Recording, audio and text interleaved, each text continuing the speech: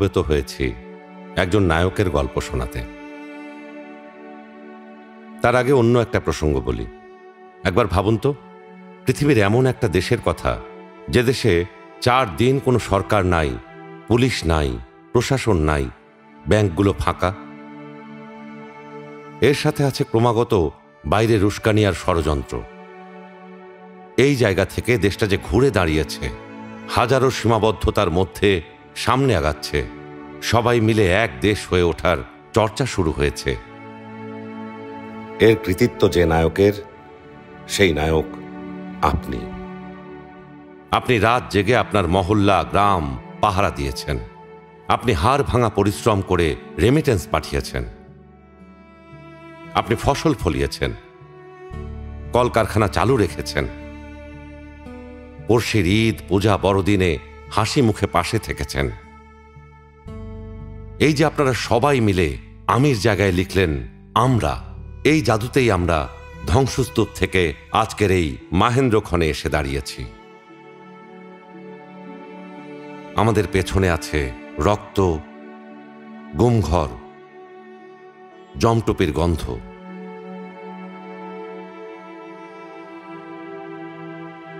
আমি তো ভিতরে কারোর সাথে কথা বলতে পারতাম না, ঠিক বিপের সাথে কথা বলতাম, মনটা একটু হালকা হতো আর কি, কথা বলতে পারতেছে একটা জীবন্ত কিছু একটার সাথে।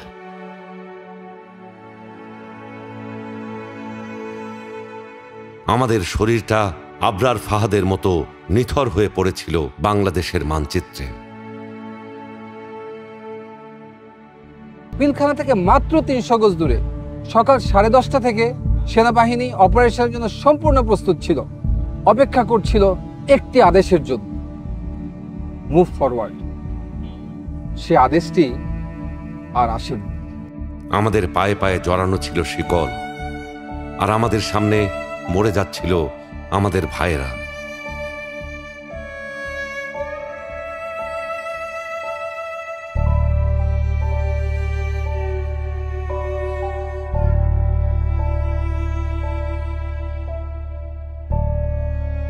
সন্তানের জন্য দুধ কিনতে গিয়ে গুম হয়ে যাচ্ছিল আমাদের ভাইয়েরা। আমাদের কন্যারা এখনো বাবার ছবি বুকে নিয়ে ঘুমায়, যে বাবারা কোথায় আছে কেউ জানে না।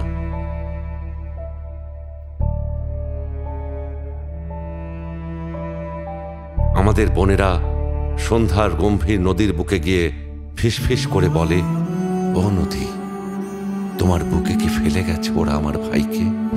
ভাই এরকম কখনো দেখছেন যে র্যাব ধরে নিয়ে আসছে বা এরকম মানুষকে মেরে ফেলতে দেখছেন, বা হাতে বাঁধা, চোখ বাঁধা এরকম মানুষদেরকে?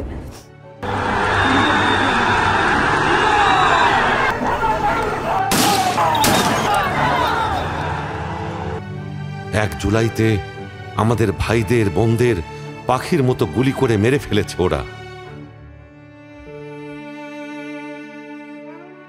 অথচ তারা হতে চেয়েছিল সকালবেলার পাখি। আমাদের ভাইয়েরা চিঠি লিখে কোথায় হারিয়ে গেছে। একদিন তো মরতেই হবে, তাই মৃত্যুর ভয় করে স্বার্থপরের মতো ঘরে বসে না থেকে গুলি খেয়ে বীরের মতো মৃত্যু অধিক শ্রেষ্ঠ। জীবনের প্রতিটি ভুলের জন্য ক্ষমা চাই। আনাস, আমার সন্তানের বুকে গুলি লাগছে আর ছিদ্রটা হয়েছে আমার কলিজায়। আর আমাদের মায়েরা তাই আজও মাতম করছে ঘরে ঘরে।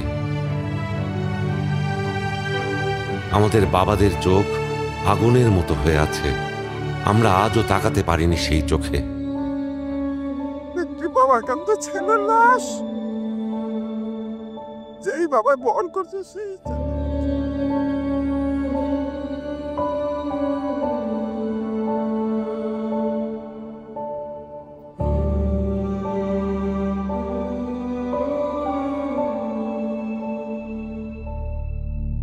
আমাদের চোখের সামনে আমাদের ঘাম ঝরা অর্থ লুট করে নিয়ে গেছে লুটেরা।